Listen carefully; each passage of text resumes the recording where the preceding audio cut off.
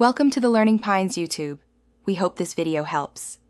You begin by collecting essentials so you can act without interruption.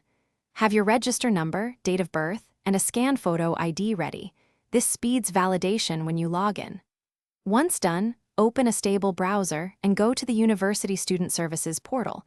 Make sure to use desktop for full functionality. Log in with your credentials or use the alumni/forgot password flow if required. Do this now so you can proceed to the transcript request form immediately.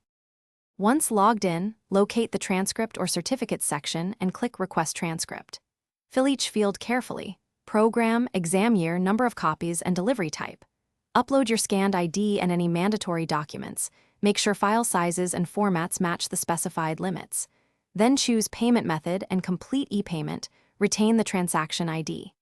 After payment, submit and note the generated request/reference number. This ensures the office can process your request and lets you track progress.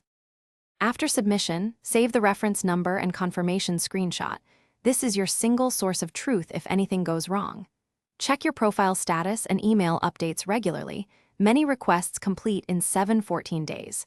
If a digital transcript is issued, download and verify details immediately. For hard copy dispatch, confirm courier tracking and arrange at a station if needed. Troubleshooting tip: if processing stalls, call or email the examination branch with your reference number and payment proof. Thanks for watching. Consider subscribing if we helped you.